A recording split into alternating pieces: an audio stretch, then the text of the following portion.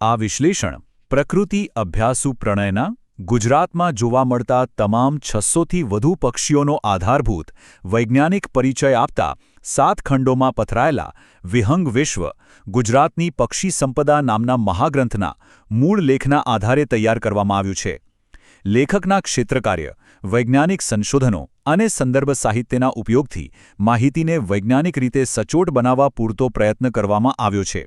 આમ છતાં આ એક AI જનરેટેડ વિડિયો હોવાથી જો કોઈ ક્ષતિ રહી ગઈ હોય તો તેને ક્ષમ્ય ગણવા અને કોમેન્ટ દ્વારા ધ્યાન પર લાવવા વિનંતી. નમસ્કાર મિત્રો, આજના ખાસ વૈજ્ઞાનિક પરિચયમાં સ્વાગત છે. આજે આપણે એક એવા અદ્ભુત અને સુંદર પક્ષી વિશે વાત કરવાના છીએ જેનું મેદાની વિસ્તારોમાં આગમન જ શિયાળાની શરૂઆતનો એકદમ સુંદર સંકેત આપે છે. જી હા, આજે આપણે શિયાળુ હોલો એટલે કે ઓરિએન્ટલ ટર્ટલ ડોવ વિશે વિગતવાર જાણકારી મેળવીશું.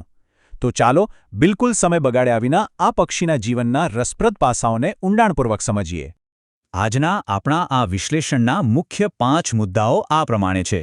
પહેલા આપણે તેની વૈજ્ઞાનિક ઓળખ જોઈશું, ત્યારબાદ તેના શારીરિક લક્ષણો, તે ક્યાં વસે છે એટલે કે તેનું રહેઠાણ, પછી તેનો આહાર અને વર્તન, અને છેલ્લે તેની લાંબી યાત્રા અને સંરક્ષણ વિશે વાત કરીશું.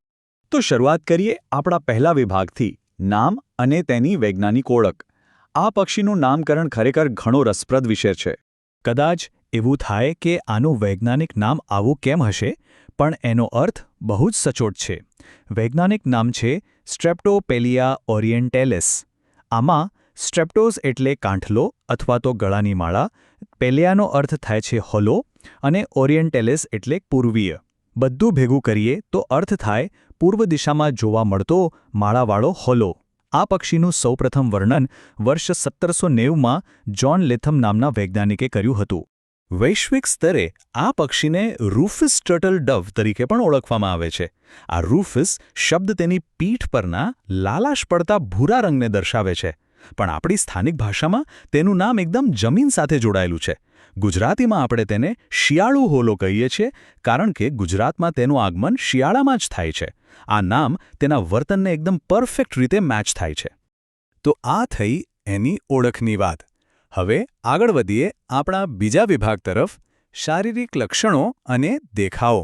ચાલો જોઈએ કે આ પક્ષી ખરેખર કેવું દેખાય છે. જો કદની વાત કરીએ તો આ એક મીડિયમ સાઇઝનું પક્ષી છે. એની લંબાઈ આશરે 30થી 35 સેન્ટીમીટર જેટલી હોય છે અને વજન લગભગ 150થી 200 ગ્રામની આસપાસ રહે છે. એક બહુ જ નોંધપાત્ર વાત એ છે કે જંગલી વાતાવરણમાં તેનું સરેરાશ આયુષ્ય 10થી 15 વર્ષનું હોય છે, જે આવા વન્ય પક્ષીઓ માટે ખરેખર ઘણું સારું કહી શકાય. અહીં એક બાબત પર ખાસ ધ્યાન આપવા જેવું છે, અને તે છે આપણા આંગણાના સામાન્ય હોલા અને આ શિયાળુ હોલા વચ્ચેનો તફાવત. શિયાળુ હોલો કદમાં થોડો મોટો અને રંગમાં વધુ ઘેરો હોય છે.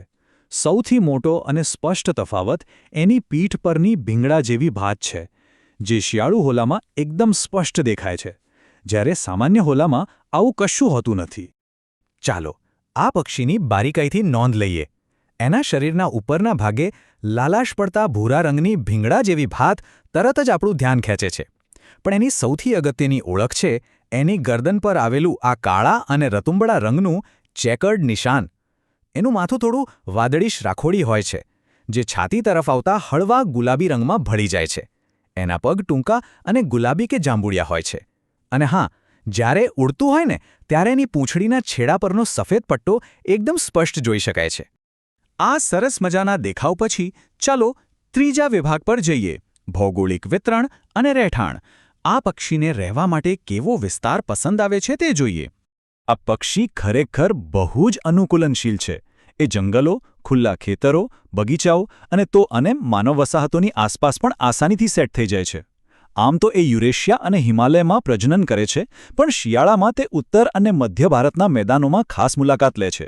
ગુજરાતની જ વાત કરીએ તો શિયાળામાં દક્ષિણ ગુજરાતના ડાંગ અને વલસાડના જંગલો તેમજ પંચમહાલ અને દાહોદના જંગલોની કિનારે તે અચૂક જોવા મળી જાય છે. હવે સમય છે ચોથા વિભાગનો, આહાર, વર્તન અને પ્રજનન. જોઈએ કે જંગલી વાતાવરણમાં આ પક્ષીનો આખો દિવસ કઈ રીતે પસાર થાય છે. શિયાળુ હોલાનું ફેવરેટ ખોરાક એટલે બીજ. એ મોટાભાગે જમીન પર ચાલીને જ ઘાસના બીજ, અનાજ અને ક્યારેક નાના ફળો વીણીને ખાતો હોય છે. તે કાં તો એકલો ફરતો હોય, જોડીમાં હોય કે પછી નાના ટોળાઓમાં જોવા મળે. એની ઉડાણ એકદમ ફાસ્ટ, મજબૂત અને સીધી હોય છે. અને હા, જમીન પર ચાલતી વખતે માથું આગળ પાછળ હલાવવાની કબૂતર પરિવારની જે ખાસ આદત છે ને, એ આ પક્ષીમાં પણ અચૂક જોવા મળે છે.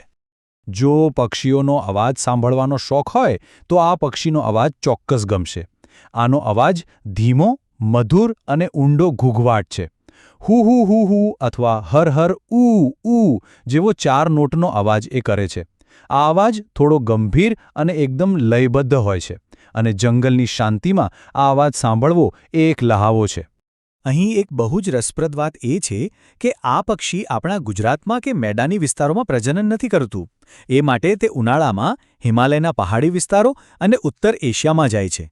ત્યાં ઝાડની ડાળીઓ કે ઝાડીઓમાં માત્ર સળીઓ ગોઠવીને એકદમ પાતળો અને ખુલ્લો માળો બનાવે છે, અને માદા તેમાં 2 સફેદ ઈંડા મૂકે છે. અને હવે આપણો છેલ્લો પણ કદાચ સૌથી રોમાંચક વિભાગ, સંરક્ષણ અને સ્થળાંતર. આ પક્ષીની હજારો કિલોમીટરની મુસાફરી ખરેખર જાણવા જેવી છે. આ પક્ષીની મુસાફરી કોઈ એડવેન્ચર ફિલ્મથી કમ નથી. ઉનાળામાં તે સાઇબેરિયા, ચીન, જાપાન અને હિમાલયમાં હોય છે. પછી પાનખર આવતા જ ભયંકર ઠંડી અને બરફથી બચવા એ દક્ષિણ તરફની પોતાની લાંબી યાત્રા શરૂ કરે છે. અને શિયાળો આવતા સુધીમાં તો એ ભારતીય દ્વીપકલ્પ અને ગુજરાતના જંગલોમાં એક ખાસ શિયાળુ મુલાકાતી બનીને પહોંચી જાય છે. ઋતુઓ પ્રમાણે આટલું લાંબુ અંતર કાપવું એ પ્રકૃતિનો એક મોટો ચમત્કાર જ કહેવાય. જો આપણે તેના અસ્તિત્વની વાત કરીએ તો સારા સમાચાર એ છે કે વૈશ્વિક સ્તરે IUCN રેડ ડેટા બુક અનુસાર આ પક્ષી લીસ્ટ કન્સર્ન એટલે કે ઓછા જોખમવાળી શ્રેણીમાં છે. અમુક જગ્યાએ તેની વસ્તી ઘટી છે, પણ તેનો વ્યાપ એટલો મોટો છે કે દુનિયાભરમાં તે સુરક્ષિત છે. અને આપણા ભારતમાં તો તેને ખાસ કાયદાકીય રક્ષણ પણ મળેલું છે. ભારતીય વન્યજીવ સંરક્ષણ કાયદો 1972ના શિડ્યુલ 2 અંતર્ગત તેને સંપૂર્ણ સુરક્ષા આપવામાં આવી છે. તો મિત્રો, આ પક્ષીનું આગમન એ શિયાળાનો એક સુંદર સંદેશ છે. તો છેલ્લે એક વિચારવા જેવો પ્રશ્ન એ છે કે શિયાળાની શરૂઆત થતાં આપણા આસપાસના વિસ્તારમાં કે પ્રકૃતિની ગોદમાં શું ક્યારે આ મધુર ઘૂઘવાટ આપણા કાને પડ્યો છે? જો ના, તો આ શિયાળામાં આ અદ્ભુત મુસાફરને શોધવાનો પ્રયાસ ચોક્કસ કરવા જેવો છે. આજના આ પરિચયમાં જોડાવા બદલ ખૂબ ખૂબ આભાર. પ્રકૃતિનું જતન કરીએ અને આવા અદ્ભુત પક્ષી જગત વિશે આપણું જ્ઞાન વધારતા રહીએ.